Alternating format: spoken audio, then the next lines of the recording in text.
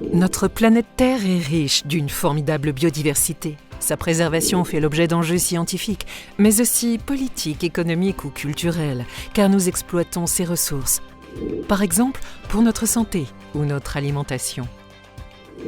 La Convention sur la diversité biologique, adoptée en 1992 lors du Sommet de la Terre à Rio, prend en compte tous ces enjeux. Son troisième objectif avec la conservation et l'usage durable de la biodiversité concerne l'accès aux ressources génétiques et le partage juste et équitable des avantages découlant de leur utilisation. L'APA vise à garantir une relation équilibrée et transparente entre fournisseurs et utilisateurs de biodiversité. L'APA ne concerne pas seulement les ressources génétiques, mais aussi les connaissances traditionnelles qui leur sont associées. C'est une reconnaissance de l'apport des populations locales à la gestion et à la connaissance de la biodiversité. Le protocole de Nagoya, adopté en 2010 et entré en vigueur en octobre 2014, précise la mise en œuvre de l'APA par les États. Chaque État est souverain sur ses ressources génétiques, qu'elles soient issues de sa faune, de sa flore ou de ses micro-organismes. Prenons un exemple. Flora et son équipe ont besoin de prélever une plante dans un pays dans le cadre de leurs recherches sur l'impact du changement climatique sur la biodiversité des forêts tropicales.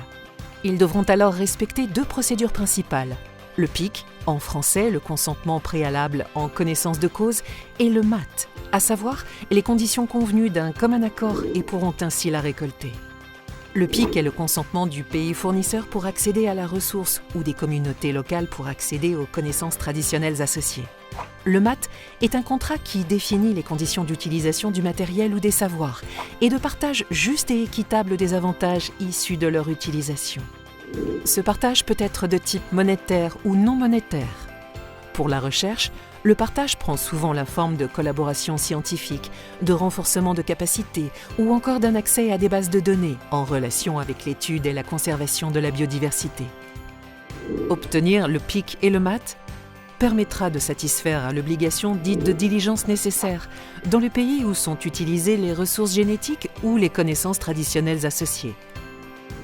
Les pays partis au protocole de Nagoya doivent en effet s'assurer que cette utilisation se fasse en conformité avec les lois APA du pays d'origine. L'Union européenne s'est dotée de son propre mécanisme de contrôle. En France, la déclaration se fait sur la plateforme du ministère en charge de la recherche. Reconnaissons-le, si le principe des procédures APA est simple, les suivre se révèle parfois difficile. Les législations APA diffèrent selon les pays. Des cas particuliers existent, tels que les ressources génétiques humaines ou les plantes cultivées pour l'alimentation et l'agriculture. Alors renseignez-vous avant de démarrer vos recherches. Le centre d'échange sur l'APA recense les mesures APA adoptées par les États.